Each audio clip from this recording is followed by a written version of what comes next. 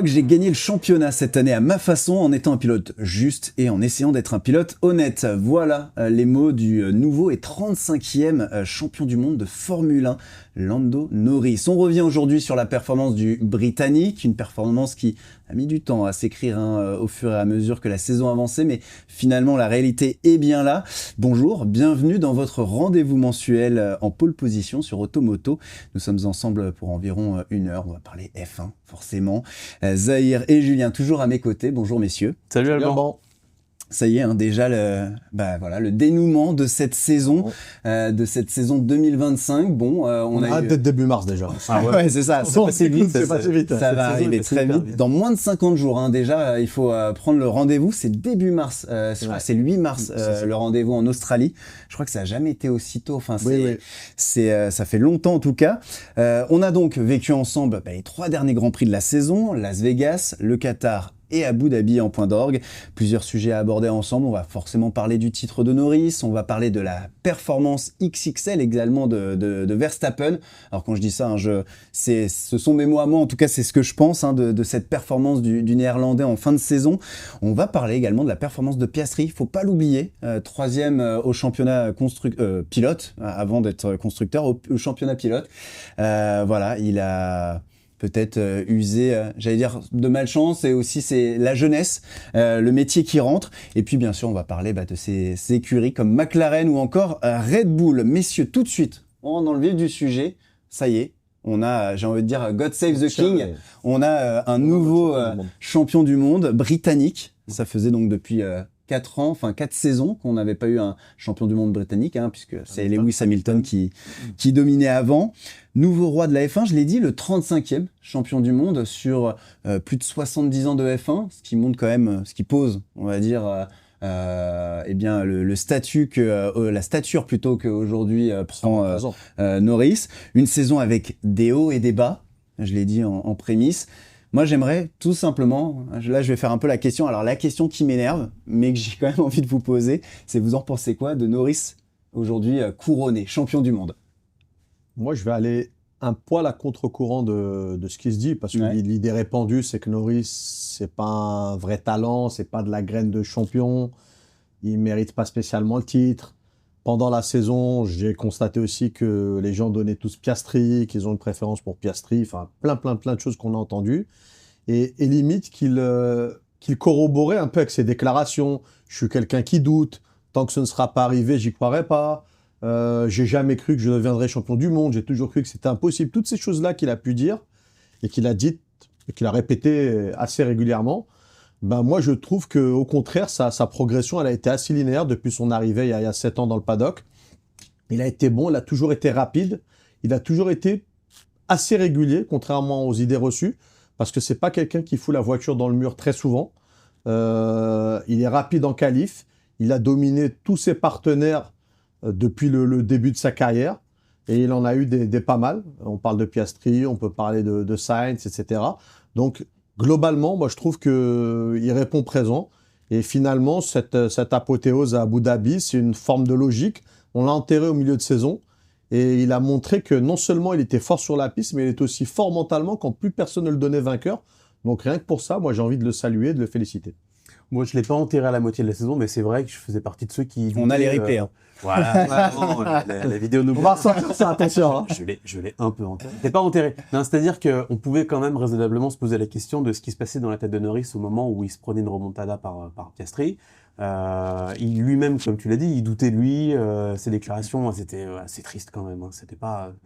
on se demandait effectivement s'il avait les épaules pour être un champion. C'est-à-dire que lui-même avait l'air d'en douter, donc forcément, bien à la télé, on pouvait en douter aussi. Après, effectivement, je comprends pas trop cette polémique autour du mérite qu'il peut avoir Norris, parce qu'il a tout simplement gagné à la régulière. Et en plus, moi, personnellement, je trouve ça super qu'on n'ait pas eu une domination écrasante cette saison, parce que sportivement, c'était intéressant.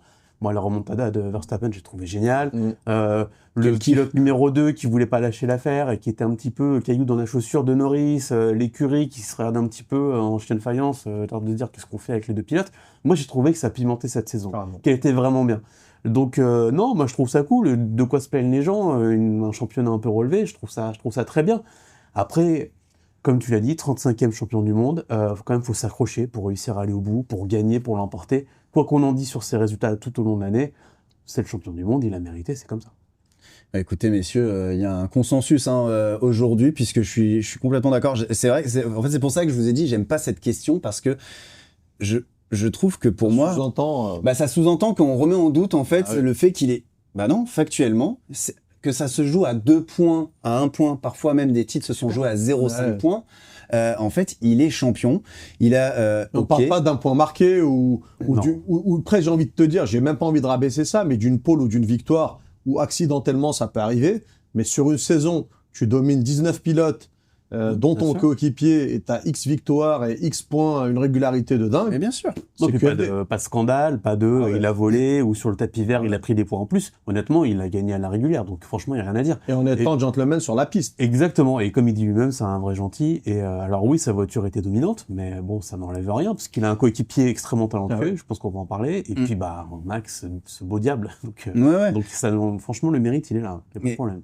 Exactement, et moi je regardais justement, je me replongeais sur l'ensemble de sa saison. On aura le temps bien sûr de vous proposer des émissions pour débriefer de cette saison 2025, mais forcément en regardant quand même cette saison 2025 de Norris, il y a eu 3 fois où il a abandonné. Une fois, c'est au Canada, et effectivement là c'est une erreur de jugement, et je pense que ça a été dans sa tête ce déclic qu'il lui fallait pour se dire attends là parce qu'il s'est accroché avec Piastri, excès d'engagement, et je pense que c'est vraiment le Canada où il y a eu ce déclic dans sa tête, il s'est remis en question. Il y a eu ensuite les Pays-Bas, où là en revanche c'est bris mécanique, donc c'est pas de sa faute, il n'y peut rien, mais je pense que pareil, le fait d'avoir eu ce déclic, ça l'a pas démotivé comme ça aurait pu avant, parce que tu parlais de son attitude, de ton discours, et aussi bien de son attitude non verbale. On sentait en début de saison, mais même à la fin de la dernière saison, en 2024, que limite, peut-être il s'excusait d'être là où, comme tu dis, il se faisait pas confiance, et donc forcément, en se faisant pas confiance, on finit par douter en fait, et on se dit en fait, il a pas les épaules pour, et il le reconnaît lui-même. C'est pas un pilote qui est si agressif que ça. Il pourrait être plus mort de faim comme l'est un Verstappen ou un Hamilton. Et puis ensuite, Las Vegas, abandon aussi, mais là, disqualification même pour fond plat pas aux normes, en tout cas trop usé. Ça, c'est la faute clairement de l'écurie aussi. Donc, sinon, il a marqué en permanence des points. Alors, on verra, Piastri, c'est également pareil. Il a toujours marqué des points à tous les Grands Prix. Mais je trouve que du coup, il a été vraiment solide. Il a été patron. Ouais, voilà, il a fait une première saison finalement. Je pense que il s'est rendu compte que la McLaren, en fait, elle était vraiment là pour gagner le titre. Que Max Verstappen n'y était pas. Mais pas à cause de son talent, juste que la Red Bull n'y était plus. Il a eu l'occasion, je pense qu'il a été pris peut-être de submergé par cette pression. Piastri, on l'a toujours dit, c'était un tueur à ce moment-là, un tueur à gages, le sang-froid de Piastri. Et puis finalement, il s'est dit, attends, là c'est mon opportunité. Il s'est ressaisi, il a fait, je pense, le pas de trop au Canada, qui lui a été finalement salvateur, qui lui a permis dans sa tête, de basculer. Et franchement, moi, il m'a impressionné. Il m'a impressionné. Et là, si on reprend les 3 derniers Grands Prix, il a quand même été hyper bon dans la gestion. On aurait pu avoir un Norris. Moi, pour moi, son seul ennemi, c'était pas Verstappen. C'était lui-même. C'était lui-même. Moi, je me suis dit, mais à tout moment, il craque, en fait. Et finalement, on a vu au Qatar, franchement, il a roulé comme un champion. Il a roulé comme un champion. Il était même à Abu Dhabi, il savait qu'il pouvait pas gagner. Abu Dhabi aussi. Il a géré. Il a pas voulu les écueils du premier virage. Il a évité quelques remontées à un moment où il s'est retrouvé un peu bloqué. Il a pris son temps. Voilà, il a vraiment fait les choses. Je pense qu'à aucun moment il s'est dit qu'il avait besoin de gagner cette course. Non. Je pense qu'en plus Piastri, pour le coup, comme coéquipier, il a fait le boulot sur cette course-là, même si le double au début. Tu parles de quoi, d'Abu Dhabi ou Abu Dhabi, oui. La course, c'était pas une démonstration pour McLaren parce qu'il n'avait pas besoin de le faire. Ils étaient en démonstration, fallait qu'il soit sur le podium, ils l'ont sécurisé très facilement. Bon, c'était une course à mon sens pas hyper rigolote à regarder. Mais bon, voilà, McLaren a fait ce qu'il fallait. Donc, c'est Abu Dhabi en général, c'est toujours bien les Grands Prix à Abu Dhabi. Ouais. Mais quoi qu'il en soit, non, il a fait preuve de sang-froid et c'est vrai que j'ai cette image avant le départ de la course où c'est vrai qu'on a tous envie de faire monter un peu la mayonnaise parce que déjà nous on a envie de spectacle. ceux qui diffusent la course, ils ont envie aussi de faire un peu de spectacle, donc tout le monde fait un peu monter la sauce, alors que raisonnablement, avant même le départ, on pouvait se douter de ce qui allait se passer. C'était assez prévisible. En Formule 1, tu peux jamais savoir. Mais quand même. Déjà, le premier virage, ça te donne la frousse. Bien sûr. Ensuite, et puis les problèmes mécaniques. c'est ça, hein. Et puis, quand tu te retrouves après un arrêt au stand au milieu du peloton, et qu'ils sont pas encore obligés de te laisser passer parce qu'ils ne sont pas arrêtés, et qu'ils n'ont qu'une envie, c'est de t'embêter. Bien sûr. Quand tu as Charles Leclerc derrière qui veut te prendre ton podium, il y a 1001 raisons. Moi, je suis pas aussi catégorique. Non, c'est pour ça que je dis qu'il a géré. Bien sûr. Bien que, effectivement, bon père de famille. Ça devait passer. Est-ce qu'à votre avis, alors je me fais... parce que, bon, finalement, il n'y a pas tellement de débat, mais est-ce qu'il aurait pu rater le titre? Enfin... Ouais, il aurait pu. Moi, je pense que... Comment on aurait pu justifier? En fait, maintenant, je le joue à l'inverse. Chez McLaren? C'est avec une McLaren quand même hyper dominatrice. Comment il aurait pu rater ce titre? Ça aurait été incroyable que Verstappen le prenne pour l'histoire, hein. Ouais. Je parle pas là, c'est vraiment, il n'y a pas de jugement de valeur ou de préférence. Je veux dire, Norris, moi comme champion du monde, ça me va parfaitement. Verstappen, ça m'aurait plu également. Comment? Simplement avec un coéquipier déjà qui est du même niveau. Donc, qui dit coéquipier du même niveau dit nombre de victoires un peu divisé. Ouais, bien sûr. Voilà, il aurait été avec un autre pilote on va dire, un cran en dessous. Je pense qu'il aurait été champion du monde bien avant Norris. Ouais. Tu vois, ils ont partagé les victoires. Ils ont partagé les victoires. Ils ont le même nombre de Zach victoires. Brown, exactement, 7 chacun. Zach Brown et Andrea Stella, ils ont maintenu le cap. On en a parlé toute l'année. Ouais, moi, j'étais d'accord avec leur discours qui trancherait pas. Je l'ai dit qu'ils trancherait pas jusqu'à la mort, quitte à perdre le titre. C'est la devise de McLaren, c'est la devise de Ron Dennis. Il a toujours fait ça. Et il a perdu des titres à cause de ça. Mais quand il les gagne avec panache, avec 2 pilotes qui sont du même niveau. Et moi, pour le spectacle, vraiment pour l'histoire de la Formule 1, je trouve ça génial. C'est quelque chose de très rare. C'est plus fait. Et quand on parlait du suspense à Abu Dhabi par rapport à Red Bull et aux différentes critiques, c'est aussi la victoire du fait d'avoir 2 pilotes de même niveau. Alors que chez Red Bull, tu avais Tsunoda qui était loin et qui ne pouvait rien t'apporter en termes de stratégie de course à Abu Dhabi. Et justement, il n'a rien apporté. On va en parler. Après, moi, je pense quand même, sincèrement, que par exemple, s'il y avait eu, tu vois, le cas de figure d'un Leclerc qui dépasse Norris et qui prend la 3e place à Abu Dhabi, vu Piastri aurait rendu la place, c'est sûr. Piastri aurait laissé passer Leclerc et aurait laissé passer derrière Norris. Mais c'est évident. Voilà, ok. Il aurait pas personne ne peut douter de ça. Il n'aurait pas planté son équipe juste pour que personne n'ait de gagne, au final. Que tu me dises, il meurt d'envie que Norris perde le titre, je te dis oui. Oui, évidemment. Ça, c'est évident, c'est la base d'un coéquipier. Là, il s'est pris un coup sur la caloche. Hein. En revanche, qu'il l'aurait fait, mais indiscutablement. Pas 1% de doute qu'il l'aurait fait. Personne ne peut douter de ça. Ah oui. Eh ben, on va, en tout cas. Pas le choix, surtout. Sinon, la prime serait pas de toute manière, on peut changer les pneus. Voilà. Désolé, on en a plus. Ou tu tombes en panne au milieu, c'est tout, dernier tour. Hein. En tout cas, de ce qu'avait dit effectivement Zach Brown, c'est que ils allaient tout faire à Abu Dhabi pour que Norris soit titré. C'était, Norris, et si c'était Piastri qui devait l'être, parce qu'effectivement la donne n'aurait pas été la même avec un Verstappen dans les choux et un Norris qui 8e ou 9e. Voilà, exactement. Il voulait gagner, mais donc si c'est logique. Donc bien sûr, mais on va revenir. Tiens, on va revenir sur McLaren. Avant ça, on va faire un pas de côté. On va monter dans une autre voiture, celle de Verstappen.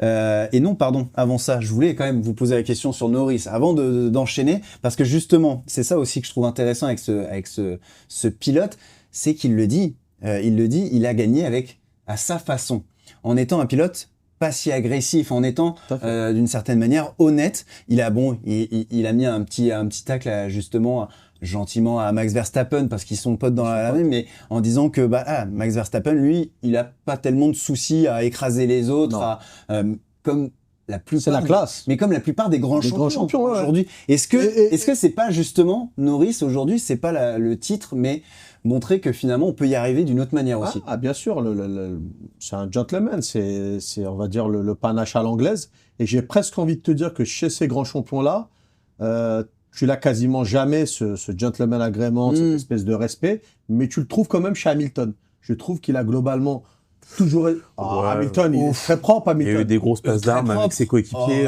Alors, tu vois, c'est marrant, j'aurais plus dit un Rosberg, par exemple, pour prendre, si tu devais comparer, un Rosberg quand il joue en 2016 le titre, je trouve un peu plus, en tout cas, moins agressif. Je dis pas que c'est bien ou c'est pas bien, mais c'est-à-dire qu'un Hamilton... Moi, je trouve qu'Hamilton a côtoyé les plus grands champions.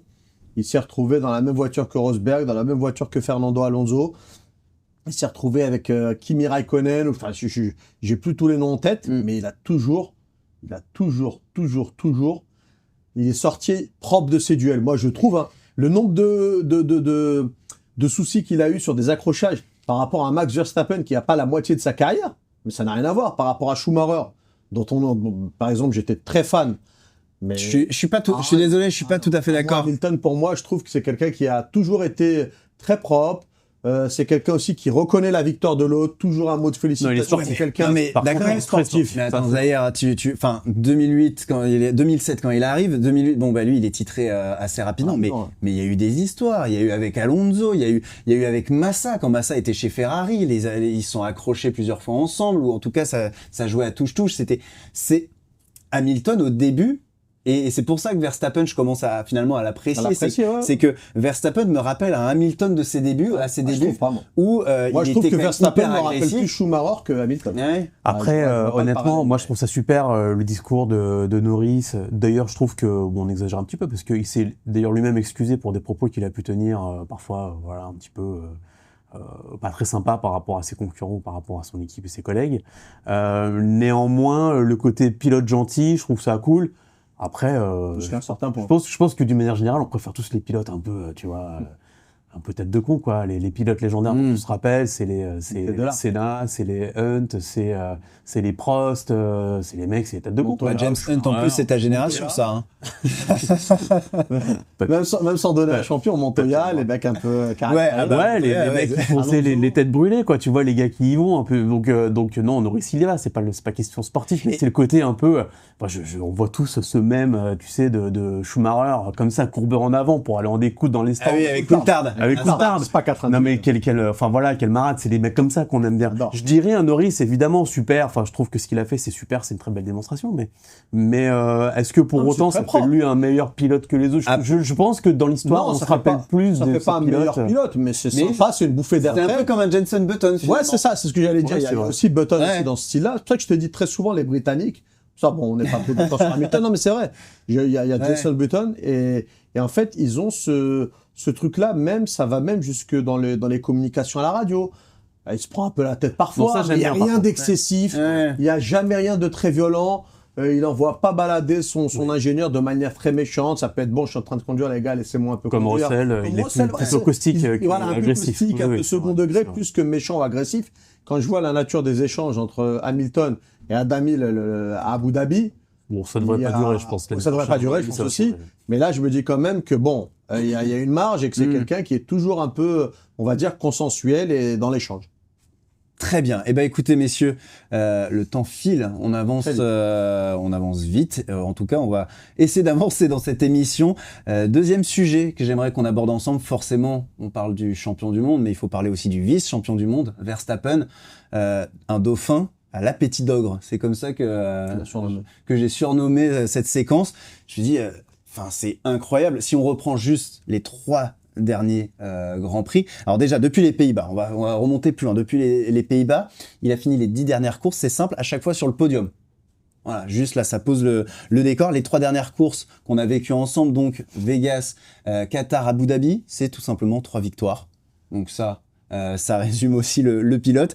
Et puis surtout, il revient à seulement 2 points de Norris. Il échoue à 2 points de Norris. Il permet, si je prends plus globalement, à Red Bull de terminer 3e au championnat constructeur.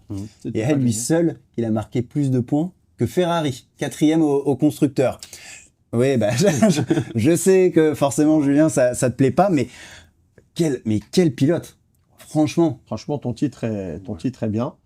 Mais je dirais même que c'est le dauphin sacré ou le dauphin champion, parce que non, il n'a pas gagné le titre, mais je pense qu'il a déjà gagné la sympathie du public et le respect du public. Il ne l'avait pas, je pense, jusqu'à cette année. C'est vrai, t'as raison. Mais il y a vraiment, on sent un élan populaire autour de Verstappen, à minima du respect, même si on ne l'apprécie pas. Ce qu'il a fait, c'est juste incroyable. Il fait des choses qu'aucun autre pilote ne parvient à faire. Et surtout, le delta avec ses coéquipiers à chaque fois, ce qu'il leur fout. Du coup, ça le rend en fait presque comme une machine. On le voit un peu comme un mec froid, toujours à rafler le moindre point. Ses performances, alors parfois on est frustré par certains pilotes. Lui, s'il finit 3e, il pouvait pas mieux faire. t'es quasiment sûr que le résultat qu'il obtient, c'est le meilleur possible. Ouais, et encore, c'est parfois en dessous, et lui, il arrive à le sublimer.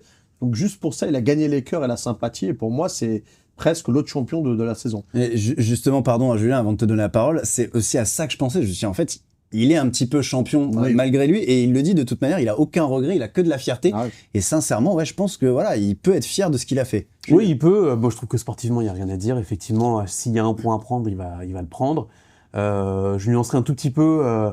Moi, effectivement, ça fait partie des pilotes. J'ai jamais été très fan, et cette année, je me suis dit, c'est vrai qu'il a quand même prouvé qu'il était un grand champion, mais je pense que ce qu'aime le public... Si besoin était de le prouver. Oui, bien sûr, bien sûr. Mais tu sais, quand t'as une voiture qui est hégémonique, t'as envie de te dire, quand t'aimes pas quelqu'un, t'as toujours envie de te dire, ouais, mais t'as vu la bagnole qu'il a. Bien sûr. Là, il a quand même prouvé par A plus B que sa voiture, il a quand même pas été aidé, surtout la première moitié de la saison. Pour autant, il a fait ce qu'il a pu avec une voiture qu'on voyait, nous, visuellement, devant nos télés. Franchement, c'était inconduisible. C'était hyper survireuse, il arrivait rien à en faire. La voiture, c'était une catastrophe. Bref, il a réussi à minimiser la casse sur la première moitié de saison qui était très compliquée pour sa voiture. La deuxième moitié de la saison, il a été prendre tous les points, il n'a pas fait d'erreur. Franchement, il est capable de pas rentrer dans ses concurrents quand il en a envie. Il a montré des choses extraordinaires. Référence à l'Espagne, un certain Russell. Néanmoins, je mettrai une toute petite nuance. Moi, je trouve que ça aurait été vraiment 100% si il avait pas eu ce comportement que j'ai pas très bien compris sur les deux dernières courses où il disait je m'en fous, j'ai rien à perdre, j'ai pas forcément envie d'être champion du monde, moi j'ai mes titres à la maison. Bah, j'ai trouvé que c'était pas digne d'un grand champion, quoi. T'as envie de dire. J'ai inversé ça, c'était pour la pression sur le McLaren. J'ai pas aimé. J'ai trouvé, je me suis dit, mais mec, c'est quoi, vas-y. De la fébrilité chez McLaren, il a essayé d'appuyer dessus. Moi, j'aurais fait, je suis pas sportif comme lui, mais j'aurais dit, bah, moi, vous savez quoi, les gars, j'ai fait une remontada, je vous jure qu'à la fin d'Abu Dhabi, je suis champion du monde. Et puis après, tu dis, bah, j'ai fait ce que j'ai pu, tant pis. Mais c'est vrai que je trouvais qu'il était un petit peu genre, l'air de pas y toucher, ça m'a un peu gêné. C'est le seul truc qui me permet. Et puis si en début de saison, je trouvais qu'il parlait quand même très mal à son équipe aussi. Ma voiture, c'est une merde. Le mec, il prenait des meilleurs temps autour et il disait ma voiture, c'est une merde, elle est inconduisible, les freins, ça va pas, les trucs. Ça s'est un peu calmé après avec la voiture qui s'est améliorée. Mais c'est vrai que dans la communication, je l'ai pas trouvé digne d'un immense champion, mais c'est la seule petite nuance que je mettrais. Sinon, on est plutôt d'accord sur le fait que sportivement, il y a un ardent. Alors moi, j'aimerais deux choses sur lesquelles je suis pas d'accord. Déjà, franchement, pour moi, c'est de la com et j'en pense même, enfin, je suis même là à penser, à me dire, je pense qu'en fait, Verstappen, tout champion qu'il est, tout quadruple champion du monde qu'il est, je pense qu'il y a une pointe de pression qui finalement... Il s'y attendait pas, il s'y retrouvait là. Exactement, finalement. T'as 104 points de retard sur Piastri, qui à l'époque est premier. Tu dis, il reste quoi? Il l'avait annoncé, il a dit, le titre c'est fini pour nous. Le titre c'est fini, voilà, on va se concentrer sur 2026, nouvelle réglementation. Il se retrouve en fait à 2 courses de la fin et puis surtout t'as la disqualification de Las Vegas finalement en fait il a plus le double de points de retard. Enfin, c'est incroyable et je pense sincèrement que à mon avis, tout bon champion du monde qu'il est, il a dû ressentir quand même un peu de pression, qu'il a joué justement le jeu de la com et tu disais, tu sais, de sa manière de parler en début de saison sur la voiture. Tous les grands champions ont été comme ça. Hein. Hamilton, Ferrari, au début, c'était compliqué aussi, mais même avec lapsus. McLaren, c'était bien longtemps, même avec Mercedes. Quand la Mercedes a été plus haut niveau, Hamilton, il mâchait quand même pas ses mots. Hein. De temps en temps, ça lui arrivait. Alonso, alors Alonso, pour moi, il est là hein, dans la liste, mais Gasly, Ocon. Non, mais voilà, ils sont tous là de toute manière. Et je peux comprendre, c'est frustrant quand t'as une voiture. Enfin. C'est un triptyque hein, de toute manière. T'as le pilote, la voiture et l'écurie. Donc voilà. Donc s'il y en a un qui va pas dans le bon sens, forcément c'est compliqué. Et en général, quand la voiture va pas, la part du pilote, pour moi, elle est moindre que celle de l'écurie. Donc c'est normal que le pilote en fait et puis quand tu roules à ces vitesses-là avec toute la pression. Donc moi, je pense sincèrement, pour revenir vraiment à sa communication que t'as pas forcément apprécié.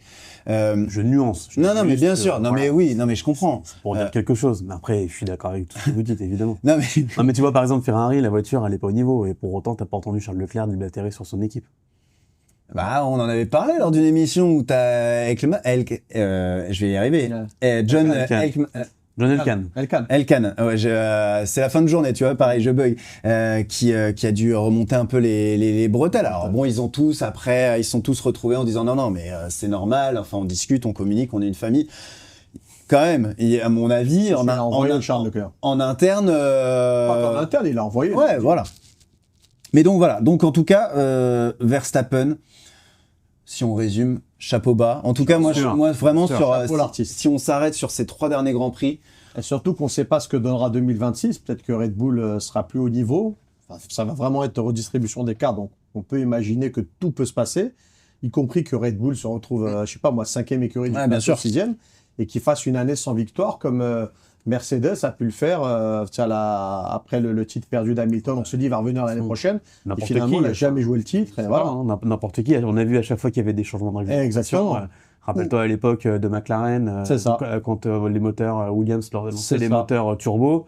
Bon, bah, tu passes de champion du monde à 0. Ouais, bien sûr. À voir au niveau des évolutions technologiques, de l'avance qu'on peut prendre certains constructeurs. Donc, on ne sait jamais, tu vois. Parfois, le type est champion du monde, il va avoir d'autres opportunités. Hamilton a gagné son 7e titre, il a perdu le 8e.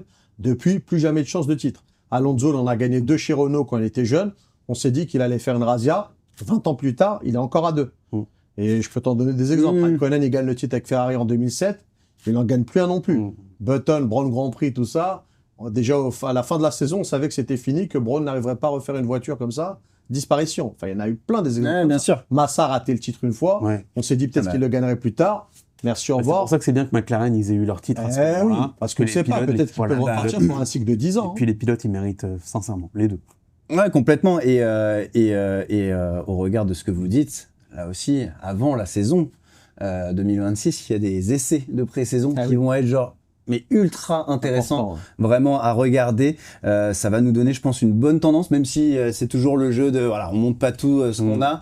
Là, sincèrement, je pense quand même qu'avec une nouvelle réglementation technique, je pense que les écuries ont quand même, et puis surtout, elles ont quand même envie de savoir ce qu'elles valent sur circuit. Je pense que ça va être l'année Ferrari. Non, je déconne. Bah tiens, on va parler justement, pas de Ferrari, pas encore en tout cas. Non, on va parler de Piastri très rapidement, messieurs, parce que voilà, on a déjà un petit peu... qu'on a parfois annoncé chez Ferrari. Qu'on a parfois annoncé... ah ouais, pendant la saison, il y a eu 2-3 rumeurs. Si Hamilton doit partir, la priorité serait Piastri, etc. Je suis passé à côté de cette info, tiens. Comme quoi, une rumeur. Ouais, c'est plus des rumeurs, voilà. Mais bon, après, ce serait logique. Bon, après, prendre un jeune talent... Ça me semble pas incroyable. A priori, en tout cas, il reste chez McLaren. Très rapidement, messieurs, juste sur les 3 dernières courses. Et bon, allez, on va parler un petit peu de sa saison. Mais en tout cas, je l'ai trouvé en tout cas, moi, un peu en demi-teinte sur cette fin de saison, Piastri. Je dirais pas que je suis déçu, parce que c'est que sa 3e saison, il faut pas l'oublier. Il est encore jeune. Je pense qu'il a un bel avenir devant lui. En tout cas, parce que tu le voyais titré aussi. Il y a un moment donné, non, mais c'est ça en fait, c'est aujourd'hui 104, enfin, c'est vraiment, on en fait peut-être des caisses. Faut avouer, tu as dit qu'il serait champion. Mais effectivement, j'ai dit que si Norris repassait devant à mi-saison, que Norris serait champion. Bon, ça s'est pas passé comme ça, mais la finalité que Norris est champion. Mais non, Piastri, en fait, j'arrive pas à comprendre en fait, et c'est là où je vais avoir votre avis, et on va rester que sur ça, et on va avancer après, mais j'arrive pas à comprendre qu'est-ce qui s'est passé en fait. C'est psychologiquement, c'est la voiture, c'est McLaren, Je trouve qu'il fait une super saison, et après, qu'est-ce qui s'est passé? Il a juste 2 grands pilotes en face de lui, dont un dans son équipe. Lando Norris, on dira ce qu'on voudra, c'est peut-être pas un champion du monde flamboyant, mais c'est un excellent sportif. Franchement, peut-être qu'effectivement, je suis trop dur, et peut-être que je place la barre beaucoup trop haut par rapport à... dans la même, enfin pas dans l'équipe, mais en tout cas pas mal de temps chez McLaren. Chez McLaren. Chez McLaren. Il a toujours été. Voilà, 7 ans chez McLaren. T'as un quadruple champion du monde à côté qui franchement connaît aussi extrêmement bien les circuits, tous les paddock, enfin tout l'écosystème de la Formule 1. Donc c'est peut-être ça qui explique aussi pourquoi quand tout s'aligne pas forcément très bien pour lui, il peut être un tout petit peu en dessous sportivement. Après c'est vrai qu'il a eu, tu parles d'une période où c'était pas bon pour Piastri, mais qui a duré 3-4 courses, parce que le reste du temps c'était quand même assez constant. Il a, comme tu l'as dit tout à l'heure, gagné autant que Norris, c'est quand même pas rien.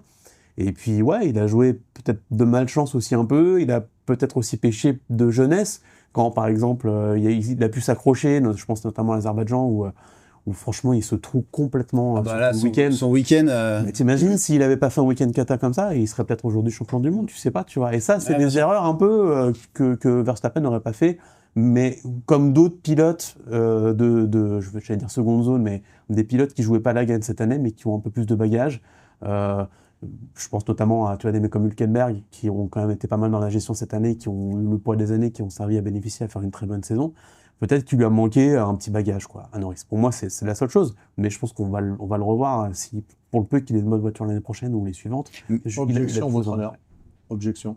Bien sûr. Allez-y. Je vois ce que veut dire Alban. Je le rejoins un peu dans le sens où il s'est un peu liquéfié dans le sprint final. C'est dommage. Pour moi, il s'est un peu liquéfié. Les deux dernières, c'était pas si mal. Oui, c'est un peu réglé sur les deux dernières. Il a fait une période. Il a fait mieux, effectivement, sur les 2 derniers Grands Prix. En tout cas, il a terminé à chaque fois devant Norris. Devant Norris, surtout, c'est ça le référentiel. Et la problématique, c'est qu'il a eu une période vraiment où, au moment où tout le monde a commencé à dire qu'il serait champion du monde, que le titre lui était promis, il a eu comme un blocage. Il a beaucoup moins enchaîné. L'effet inverse, exactement. Il a moins enchaîné et puis il a laissé passer des occasions qui étaient très très propices où il n'a pas su bonifier ça. Et pour moi, c'est un ensemble de peur de gagner, du stress et puis de la déception aussi émotionnelle par rapport au fait que, moi je pense, sincèrement, c'est que mon opinion, voilà, sur ce que je vois comme ça d'aspect extérieur, il a ressenti que peut-être que McLaren souhaitait davantage que Norris soit champion du monde. Et ça rejoint notre raisonnement de début de saison.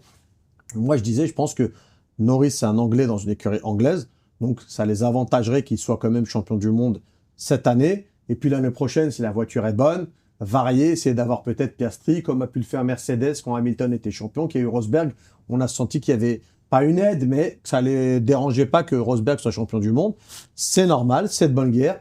Et il a eu ce blocage-là à partir du moment où, tu l'avais dit, il a eu durant de la position le jour en été, quand il a raté la re-stand, c'est la première chose. Et puis voilà, le coup de Zandvoort, l'abandon, tu disais, donc il doit rendre un abandon et tout. Peut-être que lui, il l'a perçu comme ça, qu'il l'a perçu comme une ingérence un peu de l'écurie, que ça l'a un peu quand même... il était très fermé sur les dernières courses, notamment en dehors, sur le paddock, sur le podium et tout. Pour quelqu'un qui est expressif d'habitude. Voilà. Oui, tu vois, il n'est pas du tout, mais là, il était vraiment en mode déprime, dépressif. C'est exactement ça. Et moi, ce qui est marquant quand même, son faciès. Ce qui me fait de la peine, c'est aussi, on sait que son manager, c'est pas n'importe qui, c'est Mark Webber. C'est celui qui a subi ça. Moi, je me dis, mais donc même Mark Webber n'a pas réussi à trouver parce que il le disait, rassurez-vous, il va revenir quand justement il était dans cette période de dans ce creux. Il a vécu la même chose. Mais justement, mais c'est là où je me dis, en vrai, j'ai vraiment de la déception pour Piastri.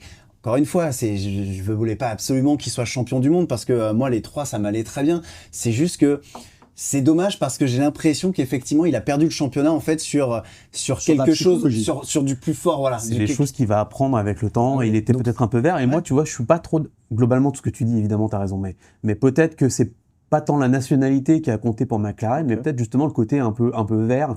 Et tu te dis, à tout moment, le mec, il peut complètement se chier sur une course et finalement, on perd le championnat connement. Et qui s'est dit, Norris, avec l'expérience, peut-être que même si effectivement... câblé, quoi. Bah ouais, qui va davantage gérer ça, parce que tu sais, passer de chasseur à chasser, psychologiquement, quand tu l'as jamais vécu, c'est compliqué. Jusque-là, Piastri, c'était super, il a toujours été le chasseur. Il avait le pilote numéro 1, Norris devant, donc... il avait rien à perdre, c'était le mec qu'on n'attendait pas forcément et quand il gagne, c'est super. Et tu vois, quand il s'est retrouvé devant, alors peut-être que à l'effet inverse, Norris, il s'est dit ça devient moi le chasseur, effectivement, il a remonté, il a ressorti la tête de l'eau, et puis à la fin, quand ça s'est un peu serré, on a retrouvé un Piastri un petit peu solide, tu vois. Donc sans doute que, 3, 4, on verra, c'est ce qui peut se passer. Évidemment que certains champions du monde ont été plus vite. Ah non, mais n'en demeure pas moins que c'est la grade de champion du monde, passe Piastri. Oui. Moi, je suis un grand fan de Piastri. Oui. Il a la pointe de vitesse. Oui. Si la voiture... Il a quand même un coup de volant incroyable. Il sait gérer une course, il sait partir premier et ne rien lâcher. Il sait dépasser. Il a un certain panache, j'aime bien. Piastri, c'est fort quand même. C'est un gros pilote. Franchement, j'aime bien ce pilote. Moi, je disais que si Norris n'était pas champion du monde cette année, il ne le serait jamais. Donc voilà, j'ai donné Norris gagnant, mais j'étais convaincu que s'il le ratait... Je suis d'accord avec ce que tu vas dire. Voilà, parce que... mais Piastri, je l'enterre pas. Il peut gagner le titre l'année prochaine. Oui, il est encore très jeune. 22 ans, il a 23 ans. 23. Ouais, dans ces eaux-là. 24 même. 24. Il est quand même très jeune. Mais c'est chez lui d'ailleurs que la saison 2026 démarrera à l'aube de ses 25 ans. Mais je suis d'accord avec vous. Effectivement, je pense que si la McLaren n'est bien pour 2026... Ouais, Piastri est un sérieux concurrent au titre. Justement, on va parler de McLaren. Là aussi, on a pris un petit peu de retard. On s'est attardé forcément sur Norris, sur Verstappen. On va aller un peu plus rapidement là pour aborder les 3 derniers sujets donc de cette émission. McLaren de retour au sommet. Ça faisait longtemps depuis, c'est simple, depuis 2008 que McLaren n'avait pas vu un de ses pilotes titré. 2008, c'est bien sûr Hamilton. Mais est-ce que McLaren, j'ai envie de titiller un peu, est-ce qu'ils n'ont pas eu chaud quand même? Alors vous allez me dire, oui, ils sont passés à 2 points du titre, mais est-ce que McLaren... Oui, ils se sont mis en danger, clairement. Parce qu'aujourd'hui, on a vu Norris et Piastri. Moi, je pars du principe que, ok, ils ont fait des erreurs, mais que globalement, ils ont effectivement très très bien géré cette saison. Moi, j'ai été plus véhément, si vous vous souvenez, lors des dernières émissions, envers McLaren. Je trouve que McLaren, ils se sont un petit peu mangé les pieds dans le tapis. Il y a eu, on en a parlé là, de l'Italie-Monza avec ce changement de position, qui n'aurait eu pour moi aucune incidence aujourd'hui, parce que c'était tout simplement 18 points contre 15. Enfin, c'est 3 points, ils ont échangé 3 points. Il suffisait, s'il lui manquait 3 points à Norris à Abu Dhabi, il suffisait juste que Piastri en fait le laisse passer et c'était gagné aussi. Donc ça n'a pas changé comptablement les choses actuellement, mais en tout cas psychologiquement, je trouve que McLaren n'a pas si bien géré. Enfin moi c'est mon avis. Moi je suis en désaccord avec cet avis-là. Ouais, oui. Moi je trouve qu'ils ont bien géré la gestion. On dit parfois que choisir c'est renoncer. Et eux ils ont renoncé à choisir. Mais je suis pas d'accord. En fait, je suis pas d'accord puisqu'ils ont imposé en Italie ne serait-ce qu'un changement de position. Oui, mais le changement de position, moi je te dis sur ça. Et parce qu'ils ont fait une erreur. Donc c'est pas le pilote qui a fait une erreur pour le rattraper. Oui, mais bon, c'est la course. Mais non, mais c'est la course. Mais moi je te dis pour les 2 pilotes. C'est-à-dire que je pense la même chose. Si Piastri avait eu un problème au stand, il ressort derrière Norris, il faut le laisser passer. Non. Tu vois, c'est un problème de fond et presque philosophique. On sera pas d'accord. Mais du coup, donc pour toi, en tout cas, McLaren... Pour moi, l'écurie n'a pas à interférer dans la mesure du possible sur les résultats. D'accord. Mais alors, je suis d'accord. Donc, quand en fait, si tu sors des stands, tu as été pénalisé, mais que tu n'as pas moyen de rattraper l'erreur, tant pis. Mais pour moi, à partir du moment où elle est rattrapable, c'est le même principe que le pilote qui sort derrière et qui dit « je suis plus rapide, laissez-moi passer, si j'y arrive pas, je rends la position ». C'est exactement la même chose. Je suis d'accord avec toi. On en a déjà parlé. Oui, bien sûr. D'accord avec Zahir. Débat de fond. Après, je peux comprendre ton avis, ton point de vue. Oui, bien sûr. Je vois ce que tu veux dire, mais pour moi, pour une question d'éthique, c'est une forme de logique. Tu l'as dit, alors on n'a pas est-ce que c'est vraiment la raison, mais tu l'as dit, tu as soulevé ce point. Peut-être que l'Italie, justement...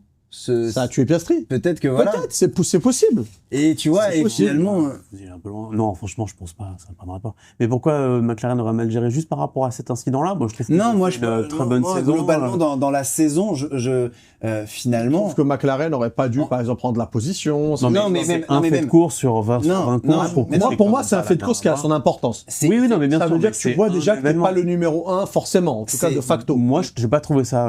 Bon, bref, on en a déjà parlé, mais par contre, je trouve qu'ils ont...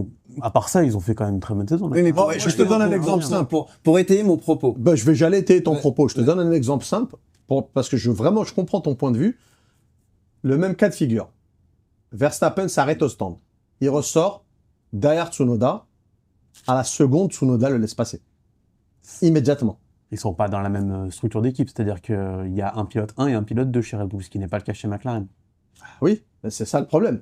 À partir du moment... Enfin, selon ton raisonnement, non, mais pour moi, de toute manière, moi, je suis... Alors, j'allais dire vieille école. Moi, c'est juste... Moi, les consignes d'équipe, ça m'a toujours crispé. Ça m'a toujours posé problème. Et en fait, malheureusement... T'es crispé, là, ça va? Ouais, je suis crispé, je suis tendu. Non, mais quand tu as des consignes d'équipe, en fait, au bout de la sixième course, ça... Ouais, non, mais déjà, il y a ça. Mais même au bout, à mi-parcours de saison, à mi-saison, donc, aujourd'hui, une consigne d'équipe peut avoir des répercussions sur la fin du championnat et l'issue d'un championnat. Et j'ai envie de me dire, en fait, j'ai envie aujourd'hui qu'on se dise... Bon laissons faire les choses. Et la course automobile, en fait, il gagnera. Mais dans ces cas-là, tu vois, si la voiture, la voiture, il y a un pépin mécanique, en fait, si je pousse le raisonnement qu'on peut avoir, ne le pousse pas. Ça veut dire que on dit bon bah l'autre coéquipier qui justement joue en même temps le championnat, on lui dit bon là désolé, on va pas te faire partir parce que tu comprends, il a abandonné. Mais moi alors pour revenir justement pour recentrer, aujourd'hui McLaren en tant qu'écurie a juste explosé la concurrence. Ils ont 833 points à la fin de la saison quand Mercedes en a 469. Donc effectivement quasiment le double. Aujourd'hui, le titre pilote s'est joué à 2 points face pas à Piastri. Ça s'est pas joué entre les deux pilotes McLaren, ça s'est joué face à Verstappen qui est remonté avec une voiture qui est moins bien née en 2025, qui était moins performante, que ce soit en vitesse pure. Pourtant, bon, Verstappen est un très grand pilote. C'est plus là-dedans. Est-ce que McLaren aurait pas dû tuer le championnat pilote, pareil, plus tôt? Attends, c'est pas un peintre, Verstappen, hein, quand même. Il s'est roulé. Non, mais je suis d'accord. On dit regardez, la voiture, elle est nulle parce que le pilote numéro 2, il n'arrive jamais à rien faire. Tout le monde le sait, on le redit à chaque fois. La voiture, elle est construite pour Max. Donc, évidemment que pour le deuxième pilote, elle est toujours extrêmement compliquée à conduire, mais elle est faite pour lui, cette voiture. Donc, il arrive quand même à en faire quelque chose, au-delà du fait que c'est un très bon voiture non plus, bien sûr. Voilà. Donc non, dire que McLaren, c'est la honte, que parce que Verstappen, en fait, il arrive à je dis pas que c'est la honte. Au-delà d'aller sur le débat de Max, au-delà d'aller sur le débat de Verstappen, ce que tu dis, qu'est-ce que ça aurait fait qu'il fasse différemment McLaren sur le cours du championnat? Non, j'ai pas de. En fait, c'est juste McLaren, effectivement, de retour au sommet constructeur-pilote. C'est juste, je me pose la question. Je me dis, est-ce qu'ils peuvent rien si eux, avec 830 points, et ils ont 2 pilotes au top et qu'il y a Max qui est au même niveau? Oui, mais aujourd'hui, comment ils auraient pu faire pour mettre plus d'écart et être champion 6 courses avant? Oui, puis t'as pas une concurrence incroyable derrière, parce que t'as quand même les écuries, on va dire 2 et 3 quasiment, c'est Mercedes et Ferrari, qui ont eu à peu près, allez, modulo les contre-performances d'Hamilton, mais des résultats assez similaires. C'est quand même pas incroyable, quoi. Non. Ferrari, combien de courses en podium, Mercedes, nul, enfin, je veux dire nul, très bien avec ce qu'il pouvait. Deux victoires, Mercedes, Russell, cette année. Voilà, ce qui est pas mal, mais c'est finalement pas terrible. Donc oui, effectivement, eux, ils ont pris 800 points, mais que le reste des points, ils étaient tous pour Max, il les a tous ramassés. Et comme il est extrêmement constant, mis bout à bout, t'as un gars qui arrive au bout de la saison avec le maximum de points qu'il pouvait prendre. Comment tu pouvais faire pour être champion 5-6 courses avant? Je sais pas, est-ce qu'il y a une idée? Ça, j'ai pas encore été appelé par McLaren pour non, mais un peu dans le réseau. Non, mais comment ils auraient avec un pilote 2 qui aurait été moins, enfin, pilote 2, avec un pilote 2, ils auraient eu moins de points au championnat constructeur. Donc, sur ils auraient sécurisé. Donc, sur les 14 victoires qu'ils ont eues, les 7 courses, à chaque fois, ils auraient laissé passer, il y aurait eu des consignes d'écurie. En fait, c'est même pas tant ça, c'est juste que je pense que on a des exemples, tu vois, on a Austin en sprint où les deux se sortent. Enfin, Piastri en voulant décroiser au premier virage ferme la porte à Hülkenberg qui vient le taper et donc par ricochet Piastri vient casser la suspension arrière de Norris. Non, de Norris, oui, ils se sortent tous les deux. En fait, il y a eu des moments, on va dire. Avec Vegas, tu confonds avec Vegas. Vegas, ok, d'accord. Non, c'était le truc avec Leclerc là. Non, c'était à Vegas, non? Là, moi, je vous parle de Austin. Moi, je vous parle de Austin où effectivement, non, là, tu confonds avec le Brésil. Brésil, c'est Antonelli à gauche. Antonelli, ouais, c'est ça. Et enfin, c'est Piastri qui envoie Antonelli sur Leclerc. Là, c'était vraiment Piastri et Norris où tu vois, il y a ce jeu de Norris qui est à l'intérieur, qui emmène Piastri à l'extérieur, qui freine, qui décroise, sauf qu'en fait, c'est plus. Mais encore une fois, je dis pas que McLaren a été mauvais, c'est juste que il y a des choses qu'ils auraient peut-être pu mieux faire dans la gestion des deux pilotes pour déjà peut-être apaiser. Mais je dis ça et en même temps, c'est dur. Et en même temps, quand t'as deux pilotes, et puis ils veulent tous être champions, tu les aurais tués. Vous savez quoi? Je me plie à ce que vous dites. Franchement, une bonne bagnole, des bons arrêts au stand, ils ont quand même été hyper conscients sur les arrêts au stand. Deux bons pilotes. Ferrari a été devant. C'est ce que j'allais dire. S'il te plaît. Non, mais Ferrari. Oui, mais là, tu parles des Ferrari sur le record. Non, sur la saison. Sur la saison, ils ont été. Ferrari les plus rapides? Parce que le plus rapide, c'est McLaren. Non, les plus rapides quand les voitures sont à l'arrêt. Non, mais sur la l'arrêt au stand, l'arrêt le plus rapide de la saison, c'est McLaren. Ah oui. C'est une seconde 8. Une seconde 8, c'est McLaren. Il y a un classement qui est fait global. Sur la saison, c'est Ferrari. Bon. Et une gestion d'équipe assez bienveillante. Non, moi je pense que sur cette année, McLaren, voilà. Écoutez, je me plie à la majorité. En tout cas, bravo. Non, mais voilà, je le dis, je reconnais. En tout cas, bravo vraiment McLaren. D'avoir cru et de l'avoir fait jusqu'au bout. Et puis c'est surtout McLaren, double titre de champion constructeur. Donc ça, c'est quand même pas mal.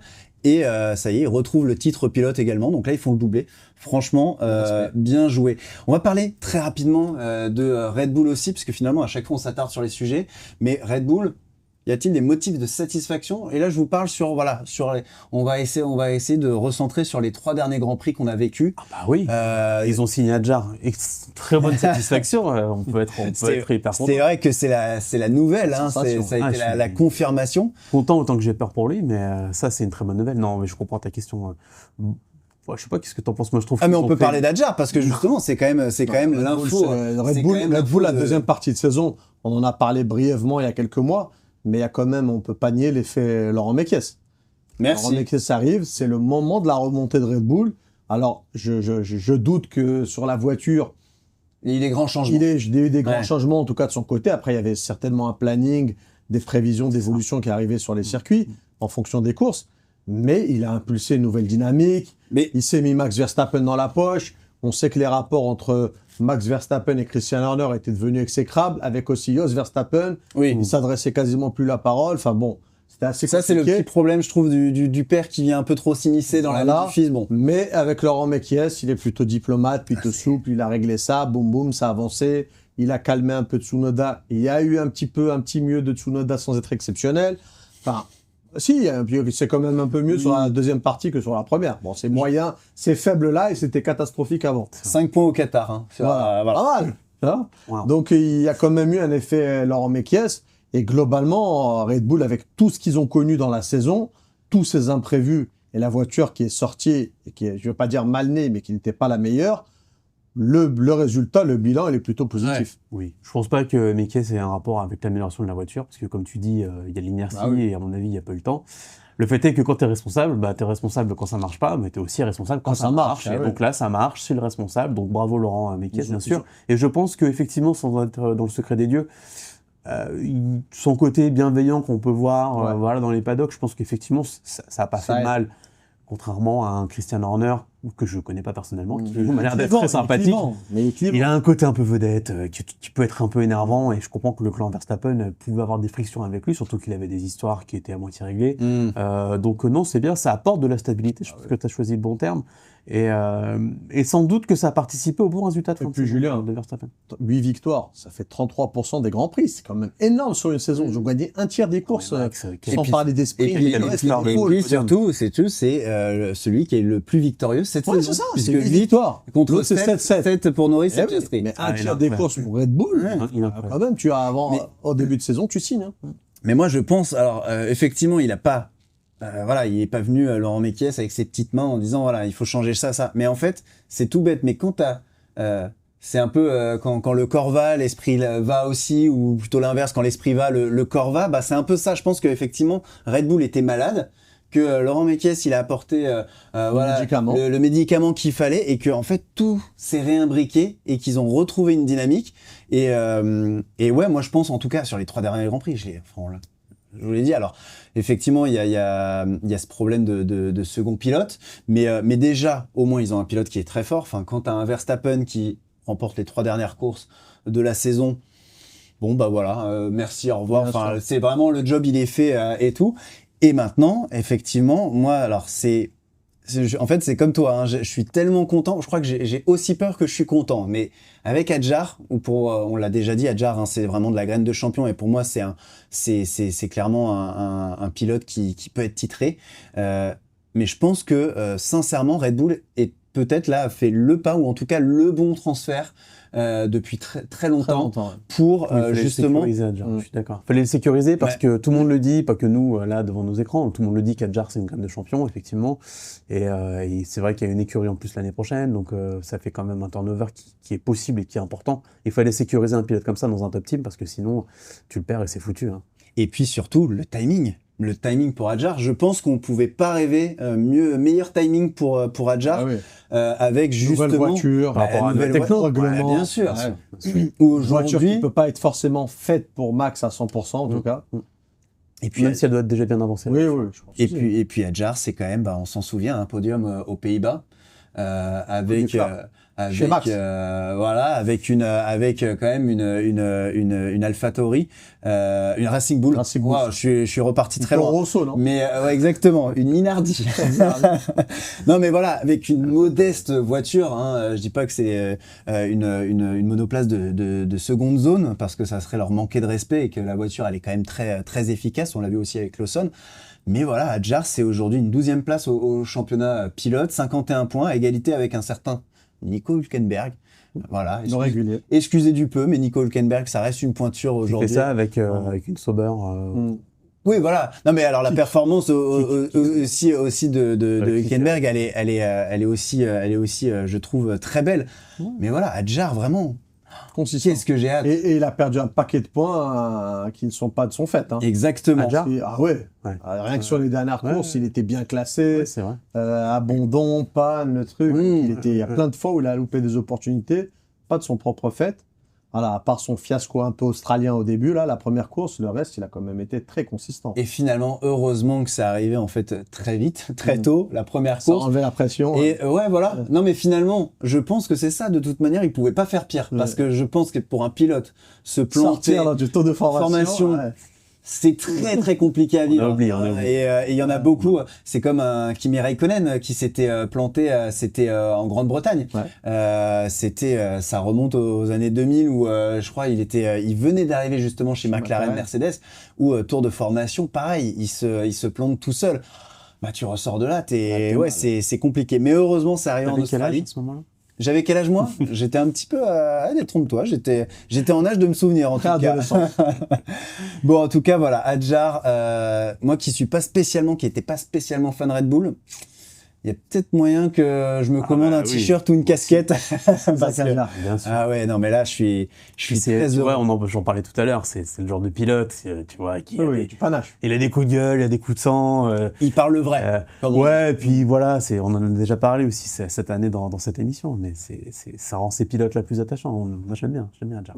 Alors on va rester, messieurs, pour le dernier sujet de cette émission, on va rester chez Red Bull, on va parler d'un départ, celui d'Helmut Marko, une polémique et puis s'en va. Énième départ. Énième polémique et énième départ, exactement. Une annonce plutôt surprise, en tout cas on l'a pas forcément vu venir. Au niveau du timing. Un timing effectivement un peu particulier. Pour remettre un peu de contexte, Helmut Marko qui l'a dit avec Lambiadzi, il était l'ingénieur de course donc de Verstappen, que c'était finalement les deux seuls à croire chez Red Bull que Verstappen pouvait être encore titré, même quand on était à mi-saison et que il était à plus de 100 points d'écart. Et en fait, il le dit, hein, apparemment, il l'a très mal vécu, voilà, d'échouer à seulement 2 points, que pour lui, c'est le bon moment pour finalement s'en aller, mais je dis une polémique et puis 120. Alors déjà, on n'y croit pas trop, parce que Helmut Marko, c'est pas le genre de la maison en général. Enfin, c'est quelqu'un qui a pas sa place comme ça. Et puis c'est quelqu'un qui a déjà un franc-parler. Enfin, lui, il mâche pas ses mots. Et puis et là j'ai l'impression qu'il cache quelque chose, et puis surtout moi je pense parce que je fais le lien avec cette polémique qu'il a un peu lancée, c'est on revient avec Antonelli au Qatar, où Antonelli dans les derniers tours de course se rate sous la pression de Norris. Du coup, Norris le dépasse, prend la 3e place. Il empoche donc, ou la 4e place, pardon. La 4e place, donc il empoche 2 points de plus. C'est en faisant les calculs, justement, je me disais un problème. Donc il empoche 2 points de plus. C'est les 2 points qui aujourd'hui font la différence avec le titre. Bon, Helmut Marko qui explique qu'en fait Antonelli l'a fait exprès, qui roule même pour faire gagner les rivaux de McLaren. clairement, Helmut Marko, il a lâché la rampe. Ça n'a ni queue ni tête, déjà, ce qu'il dit, premièrement. Ensuite, Helmut Marko, c'est un récidiviste. Il est connu comme pour ses coups d'éclat. Hein. Ses coups d'éclat, ses coups de folie. Il n'a pas sa langue dans sa poche. Red Bull qui a dû faire un communiqué parce que Antonelli a subi des menaces de mort, etc. Donc ça allait très loin. Puis même c'est diffamatoire. C'est diffamatoire, ouais. Tu peux pas parler comme ça. Et c'est ça, on va le dire hein, tout de suite. Hein, nous trois, on est tous les trois du coup d'accord pour dire que Antonelli, mais à aucun moment, il a fait exprès. C'est comme Timo Glock qui se faisait menacer. Non, mais c'est ça, voilà, en 2008. Si tu connais un pilote qui laisse passer quelqu'un, on peut pas faire, bien sûr, Antonelli. C'est, enfin, de tenir des propos, effectivement, c'est complètement ahurissant. Je pense que parfois, ils se rendent pas compte déjà des propos qu'ils peuvent balancer. Ça, c'est le premier topo. Ensuite, Helmut Marko, il n'en est pas à son coup d'essai. Il a déjà lâché des punchlines à gogo. Je pense que pour le service com de Red Bull, c'est compliqué à gérer. Il leur demande pas quand il prend la parole. Il leur dit pas quand il va parler. Il leur dit pas ce qu'il va dire. Il fait un peu ce qu'il veut. Après, il a 82 ans, donc voilà, il est entre guillemets un peu ingérable. Et on a vu plein de polémiques Helmut Marko tout au long de la saison, les années d'avant. Que dès qu'un truc l'énerve, il le dit. Et puis voilà, c'est le management un peu à l'ancienne.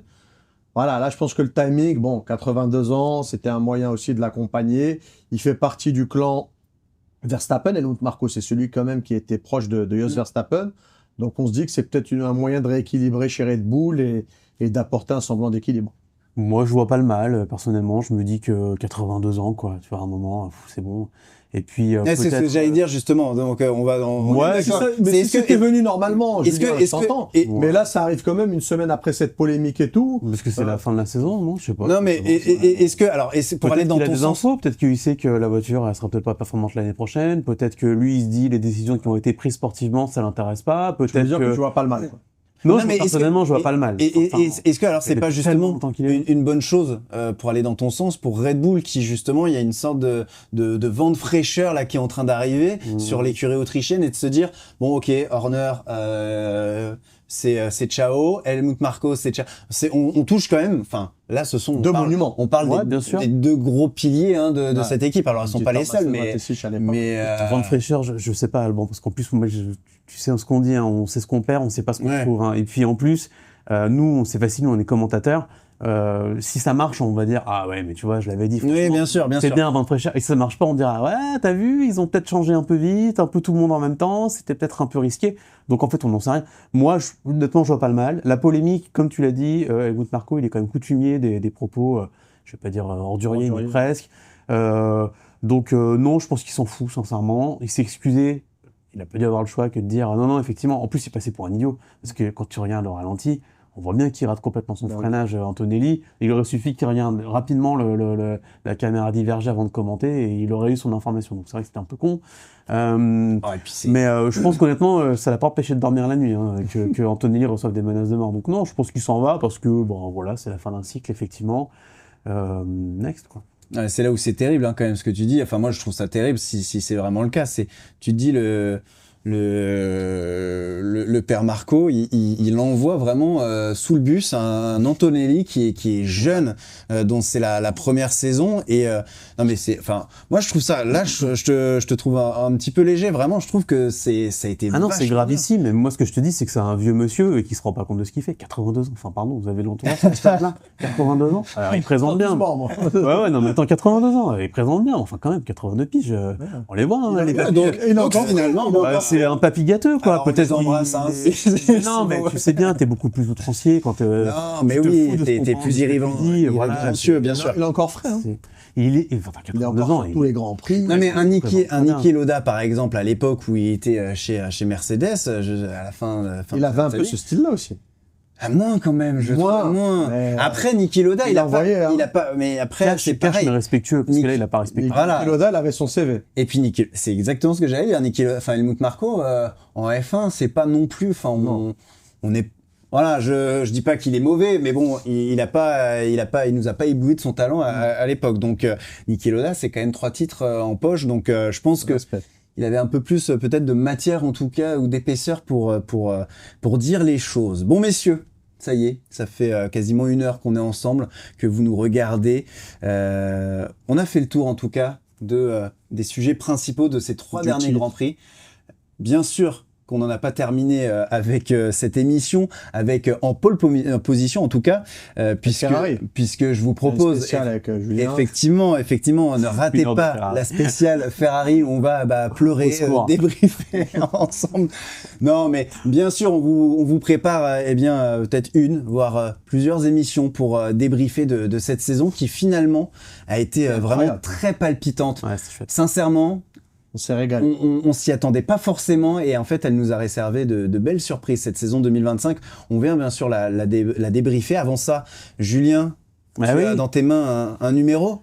Automoto, daté décembre-janvier, donc janvier 2026, spécial nouveauté, toutes les voitures et toutes les motos que vous retrouverez l'année prochaine sur vos routes. C'est en kiosque et en ligne sur automoto.com.